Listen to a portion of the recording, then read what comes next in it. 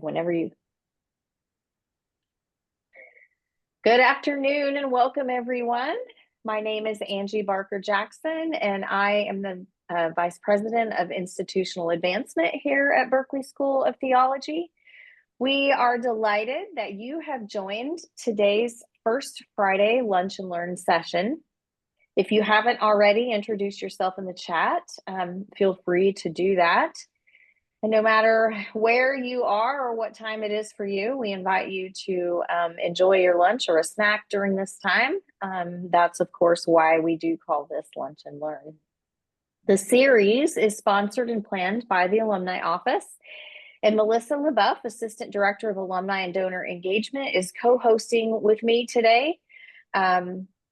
She is your source of all news and information about alumni and other events at BST. And today she'll be working with our two presenters to monitor the chat. If you have questions during the presentation, we invite you to drop those into the chat.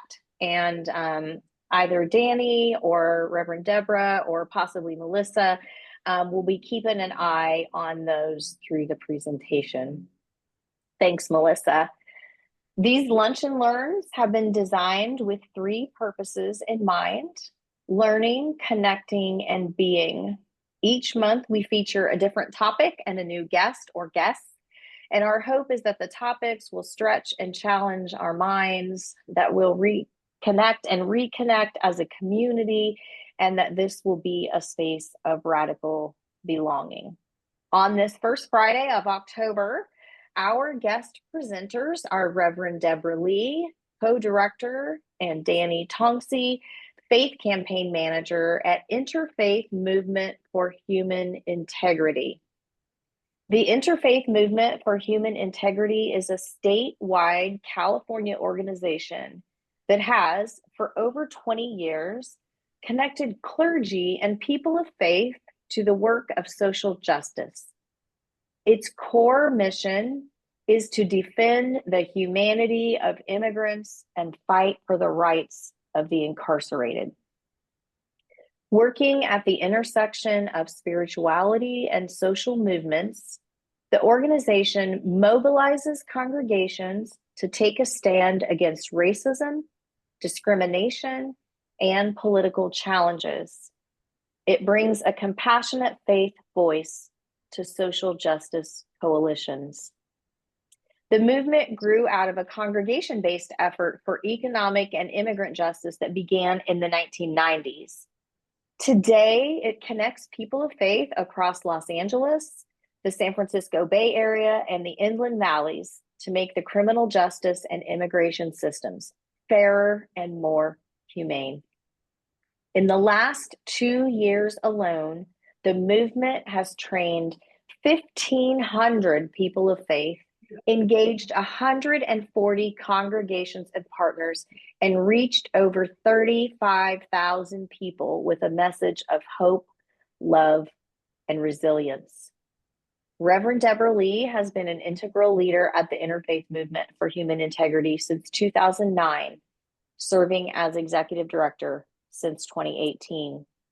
She brings over 30 years of expertise dedicated to the intersection of faith and social justice, specializing in community organizing, popular education, and advocacy in issues spanning economic justice, immigrant rights, and abolition. Under Reverend Lee's leadership, IM4HI has doubled in both size and impact, successfully working to close detention centers, prevent deportations, and establish a strong sanctuary congregations network. The organization advocates for a world without harm, divesting from carceral systems and investing in healthy communities. Ordained in the UCC, Reverend Lee is a compelling speaker on the prophetic role of faith communities in social movements. As the daughter of immigrants from the Chinese diaspora, her personal journey, which includes time in Southeast Asia, Mexico, and the US, deeply informs her work. Danny Thongsy serves as the Faith Campaign Manager, where he engages communities and people of faith across the state to advocate for immigrant rights and end mass incarceration. A dedicated advocate, he successfully pushed for the passage of Assembly Bill 1308, the youth offender parole hearing up to the age of 25, with Human Rights Watch. He also mentors and supports directly impacted community members through advocacy and the reintegration process. Danny graduated with a degree in sociology from Cal Berkeley, where his biography was profiled in the Berkeley News. Now, help me welcome Reverend Deborah Lee and Danny Thongsy. We're so glad you're here. Thank you all so much. Thank you. It's such an honor to be part of your BST series. And I'm looking forward to having this chance for us to learn together and to connect. We've really appreciated so many partnerships that we've had, with BST and the different congregations and alumni who are part of your network. I want to start by showing you just a short little introduction video, which will kind of help you understand who we are by feeling. We can say a lot of words, and we're going to say a lot of words, but it's also just about the kind of feeling and spirituality and the way we want to practice justice in the world. So I'd like to share that with you.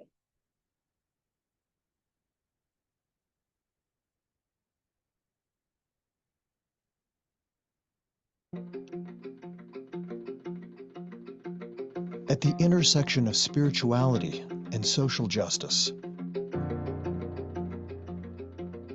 there is a convergence of people of faith,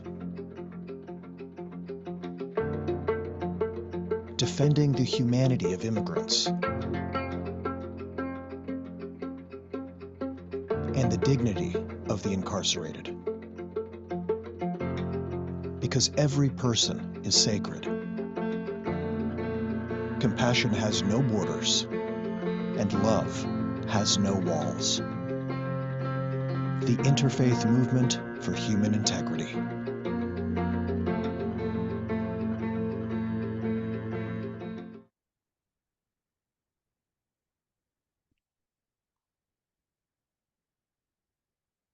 That just gives you a little flavor about who we are.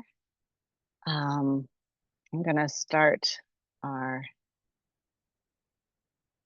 share with you a few more images and slides to share about the work that we do.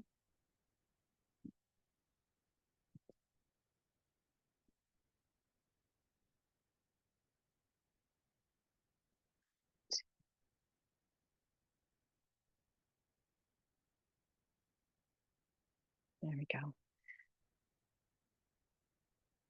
So Danny and I represent really what Interfaith Movement is all about.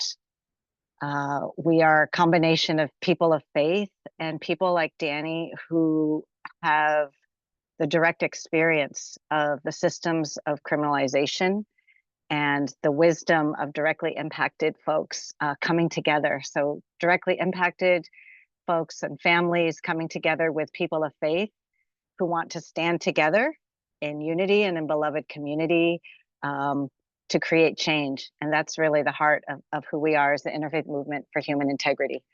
We've been working on focusing on the immigration and carceral systems as two of the major expressions of criminalization of people of color, grounded in our faith convictions that we're people of faith from many different faiths and sometimes not even a formal faith tradition, but who are coming together around a set of values around human dignity and respect and radical equality of all of us.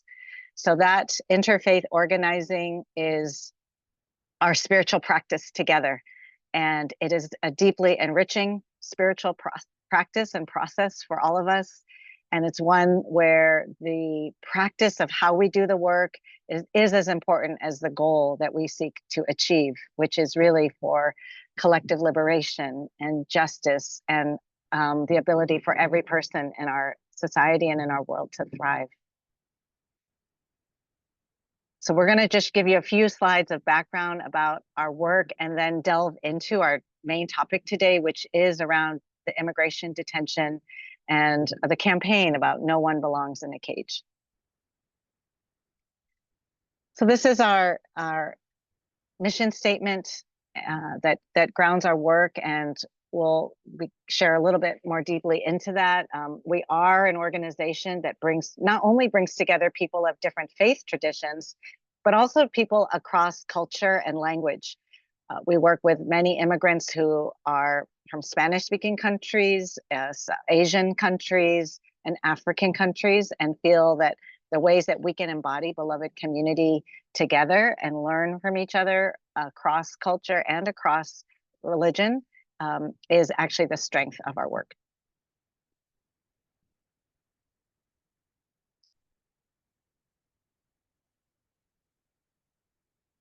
Danny, would you like to talk a little bit about this one? Yeah, sorry. I was trying to get myself on mute, just navigating, this tech. Yeah, so we did came up with a long-term vision for ourselves. One of the main long-term solution itself is that we want to practice love and compassion, and because we believe that safety belongs to us all as human beings. And at the same time, we also recognize that this land that we are at currently here in Berkeley belong to the indigenous people of the Ohlone. And at the same time, whichever location or places that we go, we try to do our best to acknowledge that as well. And at the same time, just acknowledging the culture, the tradition, and so forth. And we also encourage all of our faith leaders and even our faith members to do likewise as well, acknowledging their own ancestral lineage. And at the same time, we do recognize that regarding being at the land, that each and every one of us are a visitor as well.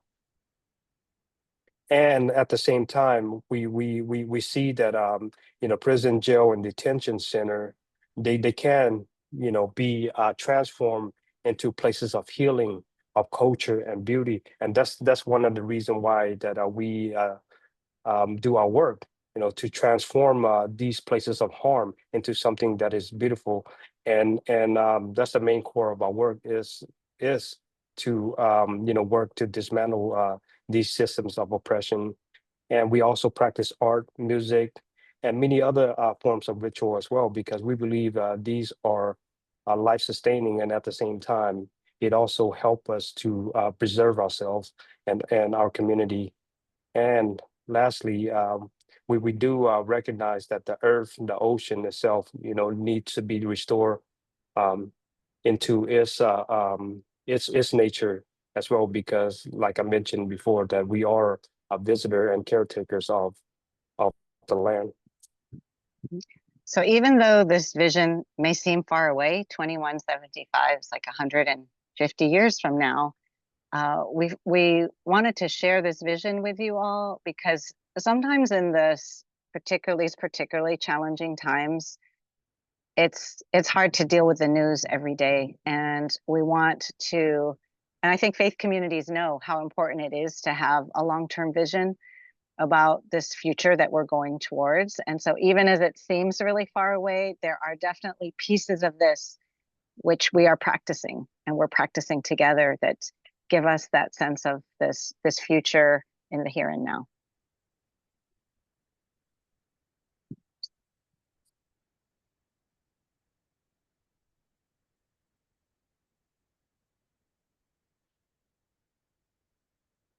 So part of our work itself is rooted in our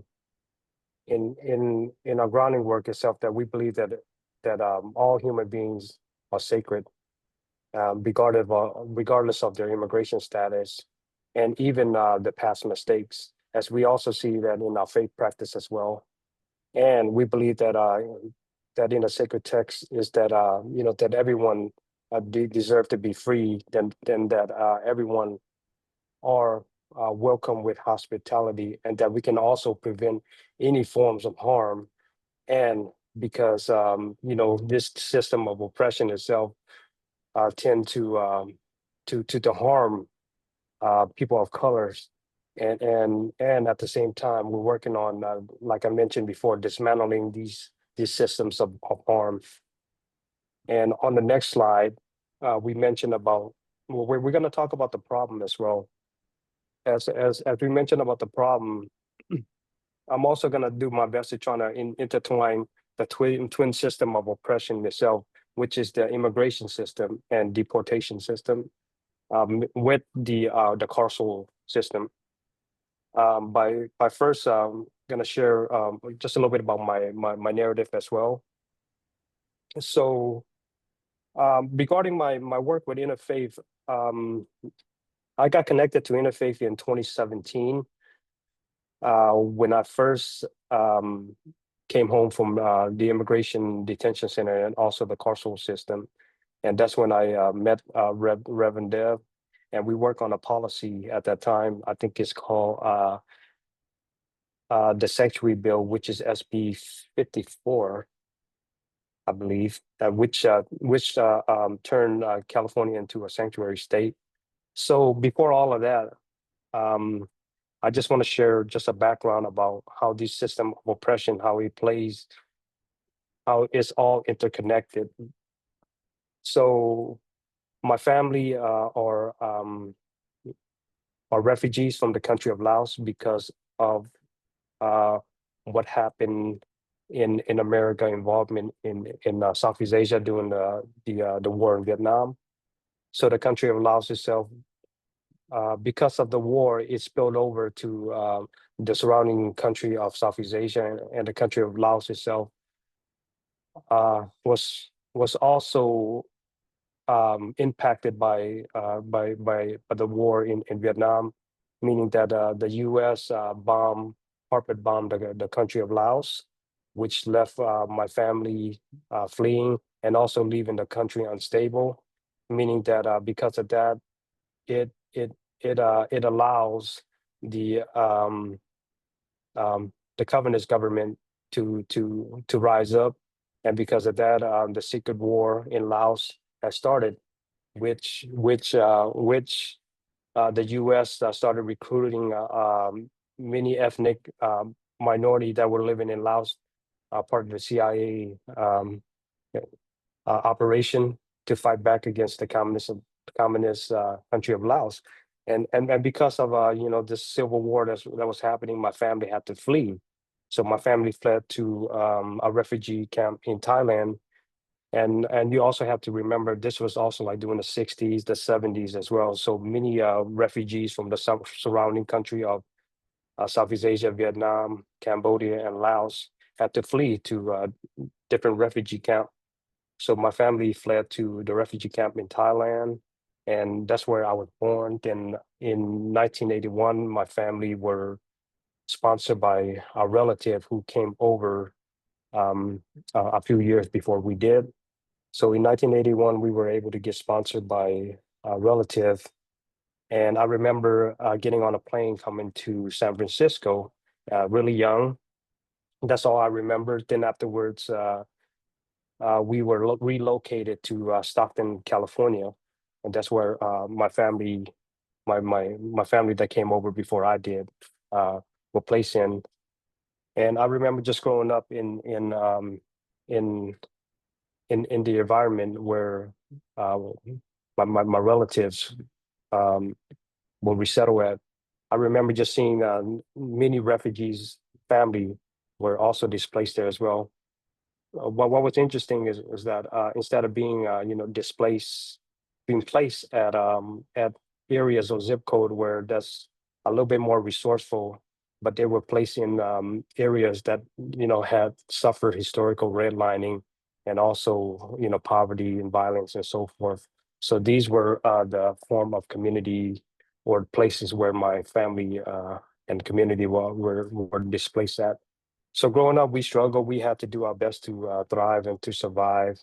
But unfortunately, because of the environment and also the lack of resources, many kids like myself ended up making a lot of bad mistakes at a young age. And because of that, it led me to being incarcerated at a very young age. So at the age of 17, I was incarcerated, and I remember going through the carceral system at that age as a juvenile. But because of the mistake that I had made, um, instead of the state uh, helping me out, what happened was the state further punished me by giving me a life sentence, meaning that I would have to serve life in prison without the possibility of one day maybe to get out or maybe not. So I remember just being in the carceral system for the 2 decades. I also saw the harsh policy which was passed by California at that time, the tough on crime law, which usher in a lot of people of color and low income people. And because some people instead, would get treatment for drug possessions because of their form of addiction, instead they would get a harsh time. And at the same time, I also witnessed the overcrowdedness of the California prison system as well. People were just sleeping in bunk beds, and pretty much it was overcrowded, right? So finally, then the state of California was pushed to lower down the prison population system because of medical negligence, and people were suffering, like, mental health reason. Because of that, in 20 in the early 2010, that's when California started reforming their prison system, meaning that instead of sending people to prison for drug conviction, they would give them treatment. And because of these reform, it also allowed the reform for myself, people that have gone in the system when I was a youth, to earn my way to come back home to the community and to society. So in 2016, I was able to get found suitable for parole. And because of all the work that I have done by getting my college degree, by being a leader when I was inside the carceral system, I also have worked on my own personal trauma as well. And I remember just getting found suitable for parole. I was happy at that time, but at the same time, I was also given a notice that I'm going to be transferred over to immigration system because of where I was born. So finally, in 2016, when on the day that I was supposed to get released, I was, instead of celebrating with joy and looking forward to being with my family, but instead I was handed off to immigration enforcement to be deported. And I remember just being sent to immigration detention, and having to sit there for about 2 months, and just thinking to myself that, wow, I'm gonna be punished again for because of where I was born, which I have no control over where I was born. And at the same time, the mistake that I had made when I was a youth, why am I getting punished for it? Because I had already paid my debts to society. So all of this was going through my mind, that I'm going to be separated from my family again. But fortunately, I was let out under order of supervision in 2017, and that's when I paroled here, in the Bay Area, and have been here ever since. And that's when I met Reverend Dev and Interfaith, which we started working on policies, and also pushing back against this narrative, about the good and bad immigrants. So because of all the work and all the advocacy that we had done, so we were able to get a pardon from the governor in 2020, and because of this pardon, it took away the power of removal for what I have done in the past. So basically, I was able to get my status back as a green card holder. So that's where I'm at right now. And the reason why I'm sharing this story is because these two system of oppression that is intertwined together, meaning that it shares data together. That when a person is caught up into this system, it doesn't matter what mistakes that they made, even a DUI conviction or so forth, is shared this form of data. And at the same time, like, we see that's what's going on in the news today regarding this I don't know what you call it now, this whole immigration system right now, that they pretty much want to just scaffold people up and just lock people up in a cage and separate them from the family. It doesn't matter if they have a if they have a background or not. But these are some of the things that we have to keep in mind as well. And we know that the system itself is rooted in imperialism, like I mentioned about my story of my family, and also it creates trauma, and at the same time, it also is rooted in white supremacy and so forth. Thank you so much, Danny. I just want to maybe invite us to just put our hands on our heart, and just to acknowledge that we receive your very powerful story as a gift.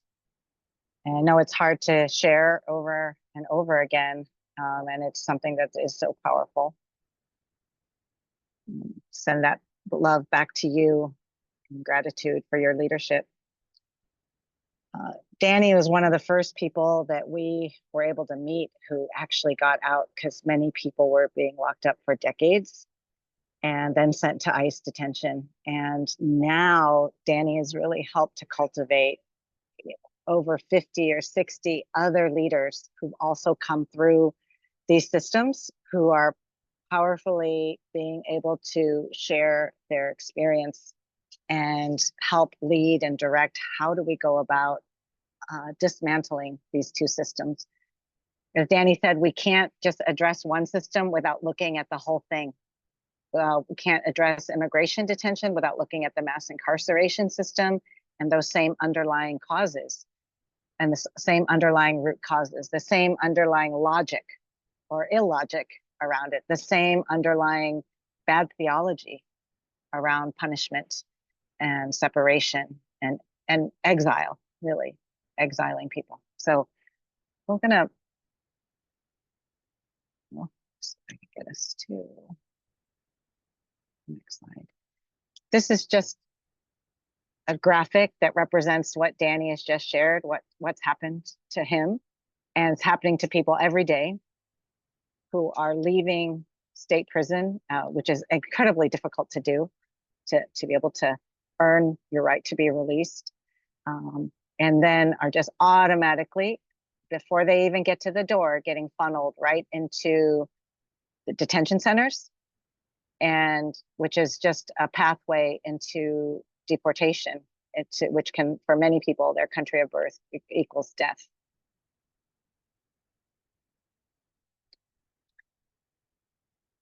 So let me say a few more words about immigration detention, just to make sure that we're all clear what it means, because the terms get thrown around a lot in different ways. But immigration detention, just to be clear, is when people are incarcerated. This is just because they're working through their immigration case. So they're being incarcerated because of where they were born, and that they have an immigration case. And it is completely possible to go through your immigration case, because sometimes it can take 10 years, literally. Is it completely possible to go through your immigration case while living at home, while working, while and just like showing up to your hearings and doing all that? It's completely possible to do that at home. But it is the government practice to choose to force people to stay incarcerated while they're going through their immigration process, while they wait for a decision, while they may have won their case and it might be on appeal. It is a completely discretionary and arbitrary act of the government to decide who can be in immigration detention. Immigration detention is a civil and administrative matter. It's not a criminal case, but it is the act of criminalizing people who are immigrants. Immigrants do not have the same protections as people who are official prisoners, where there's Geneva Conventions, where there's other laws, federal laws about what constitutes, fair treatment. It is completely at the whim of the federal government, and you can see how immigration has been used in the first few months of this year to detain people who were lawfully immigrants, meaning permanent residents, lawfully immigrants on visas, but who were protesters, for example, who were pro-Palestinian protesters, or who were doing things that were deemed to be anti-government.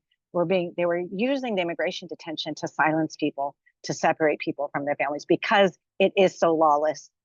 And this is why this is currently immigration detention at the crux of what the current administration is using to demonize, stigmatize a whole population of people based on where they were born or not being born in this country, and also people who are casually going to be seen as being anti-government or protesters. And so here's just some things of like what makes immigration detention so dangerous. There's no set length of time. It's indefinite. No conviction. You have no right to a public defender. And so it's inhumane and cruel. The judges that you go before are employees of the federal government. So the federal government is both the prosecutor and the judge, and you are on your own in terms of your own self-defense. You could try to find an immigration attorney, and certainly people do. They are very difficult to get a hold of these days because the demand is so high. But this is kind of it's not even a real judicial process. So I just want everyone to know that. And so that's why one of our primary points that we want people to go away with is that people should be going through their immigration case not behind bars. They don't have to do that behind bars, but they can do that in community. And so immigration detention does not even need to exist and should not exist. So here is a map of the current immigration detention centers before January 2025. So you can look at, where you live on this map, where you grew up on this map. You can see the difference. You can see where they are. There's over 200 of them. I think there's a lot of you from California here. You can see like Northern California is kind of detention center free the beginning of this year. And that is not by accident. That is because Interfaith Movement and others, part of the Dignity Not Detention Coalition in California, have been part of a 15-year campaign to close immigration detention centers in California. We're one of the second most populous state of immigrants, and we know that when there's detention centers, it means our neighbors are getting locked up and put away. So we have been on an effort and a campaign, and in fact have closed 9 detention centers in the last decade, including one very close to us in Richmond, California, including Sacramento, including Yuba County. So all of those in Northern California have been successfully closed down through local campaigns, through passing state legislation that ban cities and counties and the state from contracting with ICE to have immigration detention centers here. But we're in a new ballgame, and I want to show you a different map. Where's my other map? Okay. I want to show you this map, and I'll come back. This is, in addition to all those dots that you saw, the 200, there's these new dots that they are putting forward as the federal government in terms of expanding immigration detention even more. The yellow ones are pending. The red ones are already open and in operation. And you can see some of the detention centers are even in offshore and not even within the United States itself.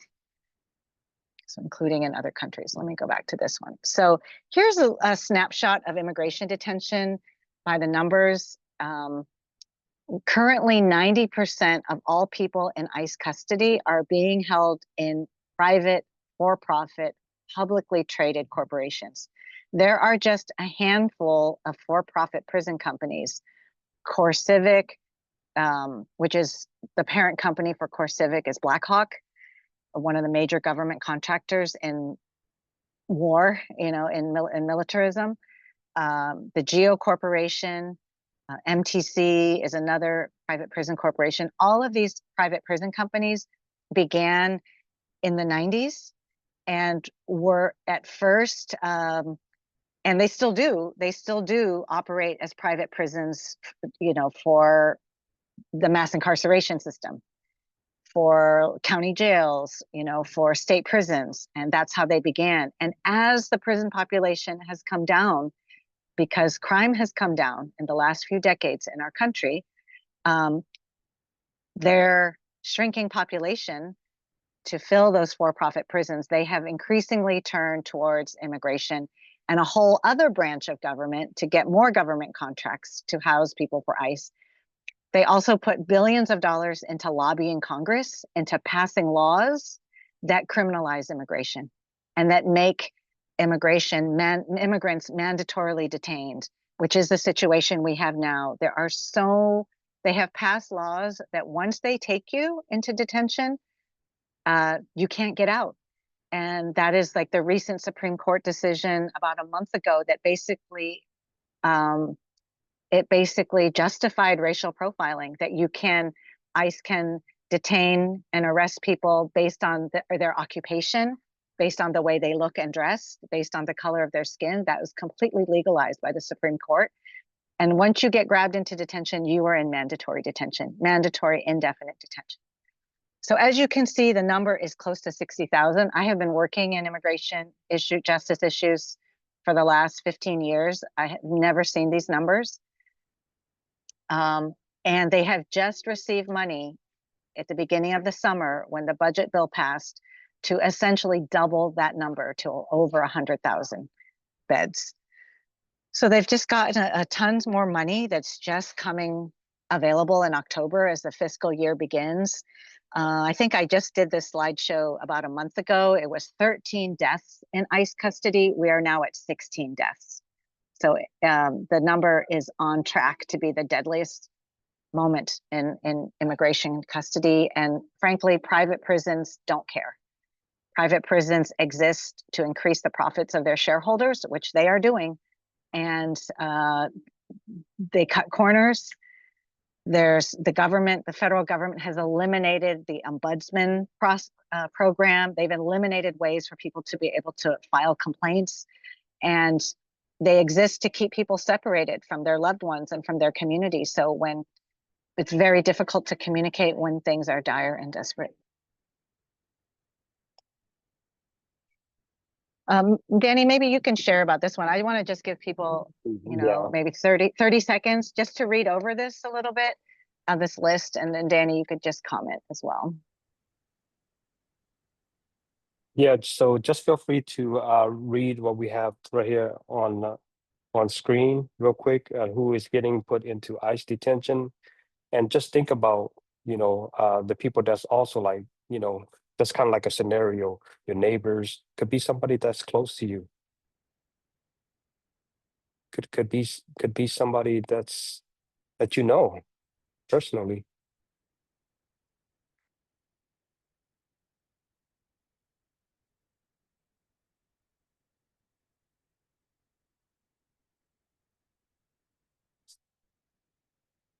Yeah, because oftentimes when we when we see on the news or kind of like the rhetoric out there, like this whatever is going to get going after so and so, but we fail to realize that us as people of faith, right?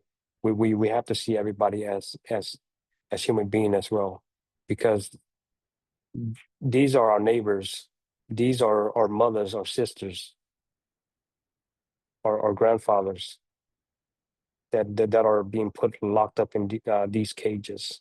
Just like what Reverend Deb mentioned about that, when they're locked up in these cages, they strip them away from their rights, and they could be in these detention center indefinitely. And what's interesting is that I was thinking about the U.S. Constitution, the 13 amendments, how he mentioned about about abolishment of slavery and involuntary servitude, except as punishment for a crime. So basically, slavery still exists under the punishment of crime. And the thing about it is that who get to decide, what a person can be criminalized for? Those who are in power, and that's what we're seeing right now. That they're pretty much kind of criminalizing immigrants, just like what Rev Deb has shared about the numbers of the prison system have gone down. But in order for them to continue to make for profit, they have to create, another system, which is to criminalize immigrant now. And unfortunately, that's what's going on right now. And which is a sad thing. There's And so many, yeah. I'm also looking at the question as well regarding our work. Could either of you say and if or how your work include upstream work to root causes like foreign policy or U.S. aid or anti-war? I think that our local and regional work that we do, we try to push back against these type of narrative, and also at the same time these policy as well, by just advocating, by just uplifting the causes, and also by recognizing how foreign policy does impact our situation here at home, as well as we see what's going on in Gaza.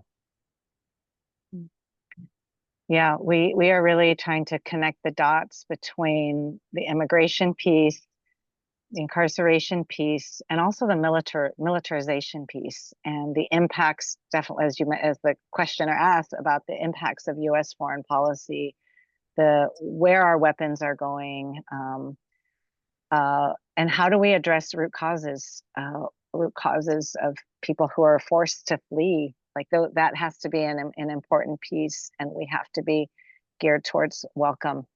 I want to make sure we get into some of our solution. We're talking a lot about the problem, which probably many of you are familiar with, and basically like how people are ending up in detention has just exploded in terms of the ways people are getting caught up into this. The airport has become a dangerous place. I just met families outside detention centers, someone who they flew into the airport from vacation and with their legal permanent residence, and the mother was detained. They'd spent 2 weeks not knowing where their mother was until they found her in an immigration detention facility. So these horrible things are happening. These are just some of the families. Deborah? Yes. We have another question in the chat, and I just want to make sure we got to it, since we're coming into under 10 minutes left in our time. So I don't know if Danny wants to give that to you, or if you'd like me to go ahead and give it to you, since I've got it in front of me. Go ahead. It's from Lauren Lisa Ng, the Reverend Dr. Lauren Lisa Ng, who is on staff here at BST. And she took a group from our ARC initiative program and visited the Southeast Asian Development Center in San Francisco this summer. And the director of that program highlighted the dissonance between Southeast Asian cultural values and the immigration, detention, and carceral systems here in the U.S. And Danny, this is addressed to you. Lauren says, your powerful story reminded her of the work that SEADC does. And she asks, what examples of resistance are you seeing of immigrants' cultural values being advocated for within systems that are designed to the contrary? Yeah, I think right now that what I'm seeing is that since this threat of mass deportation of our immigrant population, especially Southeast Asian immigrant, I see that a lot of directly impacted leaders, right, that are or on the final order removal, just coming together and just kind of really supporting each other, emotionally and also with resources as well. And I'm also seeing that because of that, other folks that have also gone through, the entire system of being deported as well, they're also like communicating with each other by just giving them updates on what's going on and how to prepare and so forth. I see that, just the preparedness of it, just being able to prepare with your family, with your community, and at the same time, if a person have like, past conviction, if there's like different form of remedy or relief. And I also see that folks are, uplifting one another in the community setting as well, and just being able to kind of tap into even some of their spiritual and cultural background and so forth. That's what I'm seeing. Mhm. Yeah, I Thank think you. we're having like two strategies. Is one, we have to block the harm, and we have to build up these networks of mutual care, which many people who are impacted themselves based in their own cultures of care, are taking care of one another, are supporting one another through these really difficult times. So I want to just go through a few last slides, and then maybe we could take a few more questions. One is that our solution is that we have to stop the illegal detention expansion that's happening. They've just, and reminding people that detention and prison closure is possible.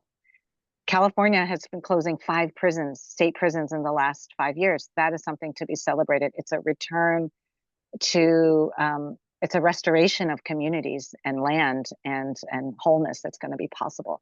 And these are all the little green dots on this map are where immigration detention closed in the last 10 years. And we've seen families stay together. We've seen greater access to due process and fairness. And we have also been able to pass a budget item that would support any local community which takes the step to deny the ICE presence of an ICE facility. They could get money for job retraining. So trying to create incentives for a future of California that could look very different than what it currently does, so that we can have economies that are life-sustaining. So this is just to show that it is possible. And we want to invite you to work with us as we work with faith communities across the Bay Area and California. We just came back from a convergence in the Central Valley where there are 3 ICE detention centers, including one that has just illegally opened in the last month without permits, without a business license, in the middle of the Mojave Desert. And we're very involved in that campaign, as well as here locally close to home. The federal government has floated Dublin, the Dublin prison, which closed, a federal prison which closed last year. They have floated reopening that, even though it would cost tens of millions of dollars to fix up because it's so contaminated, as well as Travis Air Force Base in Fairfield. So those are 2 local spots which we have to work together to stop. And I want to bring this to attention to all the BST community, and to learn more about how you can support us and be in touch and be connected. There's many efforts of, Danny was just at an ICE event this week, not an event at ICE, sorry, where someone was potentially going to get taken by ICE, and the community came together to show up for them. So these are things that we're inviting the faith communities to do, to accompany people to ICE check-ins, to show support virtually for people's bond and immigration hearings. We've been able to get on the virtual hearings of people in detention centers who are showing up before a judge. And when they see there's community support, it does make a difference. And then you probably have seen in the news how immigration courts here in the Bay Area at Concord, the 2 that are in San Francisco on Sansom Street and Montgomery Street, are places where ICE is taking people who are showing up for their hearings. They are in good faith showing up for their hearings, and instead they're getting taken and grabbed by ICE and sent to detention. So faith communities have been showing up 3 days a week to hold space. You can sign up It's bit.ly court vigil volunteer. Maybe someone could put that in the chat. There you could sign up to learn more about that effort and join in song, giving coffee, offering prayers, and just bearing witness. It's such a difficult time to know what we do. What is it that we can do that will be really effective? We have not found the one magic potion, but we're trying everything. And we know that being present with those who are going through it does make a difference. And then lastly, I'm going to stop sharing. Just love to invite you to please join our mailing list. And we can put that link. Maybe Dan, you could put the link in the chat. And we have a monthly call for faith community, people of faith or faith communities. It's on Wednesdays, 9 o'clock on the second Wednesdays of every month. You could put in the chat your email if you'd like to join. Our next monthly call is next Wednesday, where we really give updates to the faith community. Is like, here's what's happening. Here's how faith communities can plug in. Here's where we can work collectively to do everything we can together.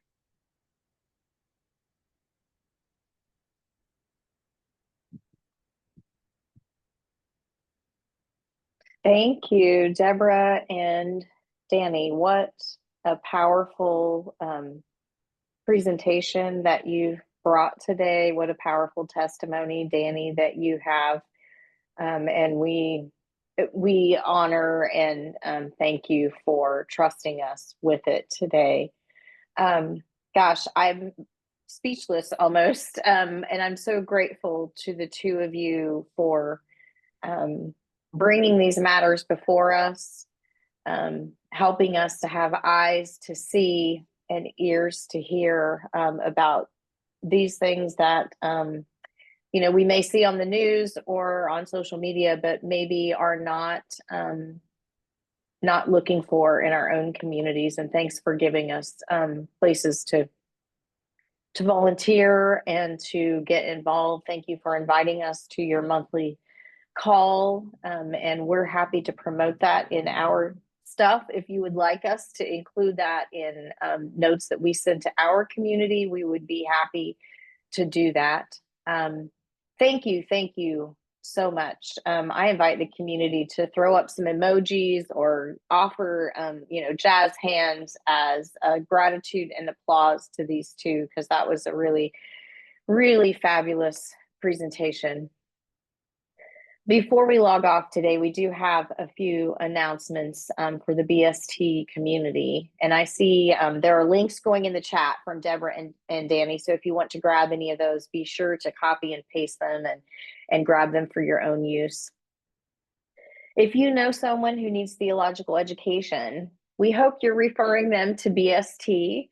Our next monthly information session will be held on Tuesday, October 14th. We always do these on the second Tuesday from 5 to 6 p.m. This month, I'll be leading a session entitled Everyday Call, Discerning Your Path to Seminary. And we'll be talking about spiritual practices and how a person can discern whether or not seminary and ministry are for them. You can get more information by emailing Leah Rochelle, Director of Admissions. Her email is in the chat. Next month, November, we'll be having our fall virtual alumni gathering. Please join us for Soul Sanctuary, a virtual retreat for BST alumni on Thursday, November 6th from 4 to 7 p.m. on Zoom. There'll be some social time. We'll celebrate our Alum of the Year for this year, and we'll have two really special retreat sessions led by Reverend Melinda Bates, class of 1988, and Reverend Dr. Lawrence Richardson, class of 2025. And Melissa has put information about that and a link in the chat. Last but not least, our next First Friday Lunch and Learn will be on November 7th, featuring the Reverend Benjamin T. Sullivan, National Coordinator for Native American Ministries at American Baptist Home Missions Societies. The topic on that day is From Commission to Self-Determination, Christian Missions and Native Nations. It should be a good one as well. If you're interested, we invite you to register through the link that's in the chat. Thank you again, Danny and Deborah, and thank you all for being here today, being a part of this community and learning alongside us. Have a great afternoon and a wonderful weekend. We'll see you soon.